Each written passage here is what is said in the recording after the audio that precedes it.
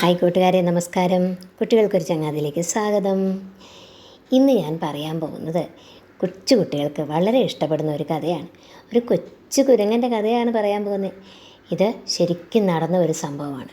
വളരെ വൈറലായ ഒരു വാർത്തയാണ്.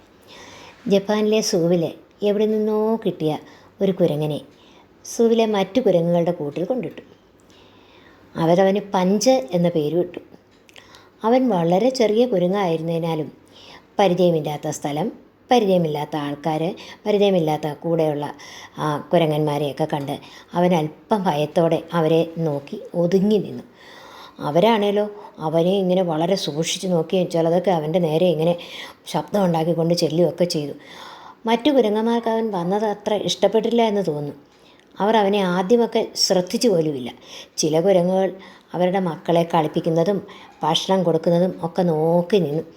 അവൻ്റെ അമ്മയെ ഓർത്തിട്ടാകാം പഞ്ച് കുരങ്ങൻ്റെ കണ്ണ് നിറഞ്ഞു.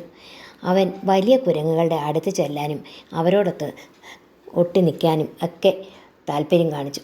അപ്പോഴൊക്കെ അവരവനെ തള്ളി മാറ്റി ഉപദ്രവിക്കാൻ തുടങ്ങി. ജയിലിലെ പരിചാരകൻ ഇത് കണ്ടു. ആ കുരങ്ങുകളെ ശാസിച്ചു നോക്കി, അവരെ ദേഷ്യപ്പെട്ടു നോക്കി, അടിച്ചു നോക്കി. എന്നിട്ടൊന്നും ഒരു പ്രയോജനം ഉണ്ടായില്ല. പിന്നീട് ആ കുഞ്ഞു കുരങ്ങൻ എവിടെയെങ്കിലും പതുങ്ങിയിരിക്കാൻ തുടങ്ങി. സങ്കടപ്പെട്ട് അവന് പരിചാരകൻ വന്നാൽ അയാളുടെ ശരീരത്തോട് ഒട്ടി നിൽക്കും. അയാൾ ഭക്ഷണം എന്തെങ്കിലും എടുത്തു കൊടുത്താൽ കഴിക്കും, അല്ലെങ്കിൽ എവിടെയെങ്കിലും ചുരുണ്ട് കിടക്കും. കുഞ്ഞു കുരങ്ങൻ്റെ പരിഭ്രമവും അവൻ അവിടെ ഒറ്റപ്പെട്ട് നിൽക്കുന്നതും സങ്കടവും ഒക്കെ കണ്ട് ജയിലിലെ ആ പരിചാരകൻ ഒരു കുഞ്ഞു കുരങ്ങ് പാവയെ കുഞ്ഞു കുരങ്ങൻ്റെ കയ്യിൽ കൊടുത്തു. അവൻ അതിനെ കിട്ടിയപ്പോൾ വളരെ സന്തോഷം തോന്നി.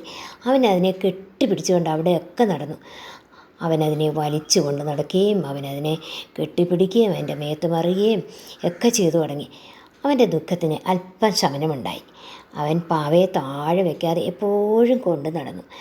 കുറച്ച് ദിവസങ്ങൾക്ക് ശേഷം ആ കൂട്ടിലെ മറ്റൊരു കുരങ്ങൻ, അവനേക്കാൾ കുറച്ചുകൂടി പ്രായം കാണും, അത്രയേ ഉള്ളൂ, അവൻ കുഞ്ഞു കുരങ്ങനെ തൻ്റെ കൂടെ ചേർത്ത് നിർത്തുകയും ഏറെ താമസിക്കാതെ അവൻ കൂട്ടുകാരായി. അവൻ്റെ ദുഃഖമൊക്കെയും മാറി. അവൻ സന്തോഷത്തോടെ കൂട്ടിൽ കളിച്ചു നടന്നു. അവൻ്റെ ഭയമൊക്കെ മാറി. തൻ്റെ ചങ്ങാതി എപ്പോഴും അവൻ്റെ അരികിൽ വേണം. ആരോരുമില്ലാത്ത തനിക്ക് എല്ലാത്തിനും കൂട്ടായി തൻ്റെ കൂട്ടുകാരനുണ്ടെന്നത് അവന് വലിയ സന്തോഷം നൽകി. എന്തിനും കൂട്ടുകാരൻ വേണം. കൂട്ടുകാരനെ കണ്ടില്ലെങ്കിൽ അവൻ പരിഭ്രമത്തോടെ ഓടി നടക്കും. ഒരു ദിവസം അവൻ്റെ കൂട്ടുകാരൻ അവനെ ഒന്ന് പറ്റിക്കാൻ വേണ്ടി ഒളിച്ചിരുന്നു. തൻ്റെ കൂട്ടുകാരനെ കാണാത്തതിനാൽ അന്ന് പഞ്ച് ഭക്ഷണം ഒന്നും കഴിച്ചില്ല. മുറിയുടെ മൂലയിൽ ചുരുണ്ട് കിടന്നു. വൈകുന്നേരമായപ്പോൾ കൂട്ടുകാരൻ കുരങ്ങനെ വിഷമം തോന്നി. അവൻ ഓടി തൻ്റെ കൂട്ടുകാരനായ പഞ്ചിൻ്റെ അടുക്കൽ ഓടിയെത്തി. അവൻ്റെ അരികിൽ വന്നു.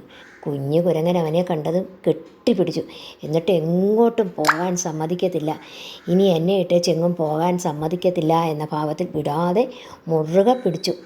നിന്നെ ഇട്ടേച്ച് ഞാൻ എങ്ങും പോകില്ല എന്ന ഭാവത്തിൽ അവൻ സന്തോഷത്തോടെ കൂട്ടുകാരനെ ഉമ്മ വെച്ച് തലോടി.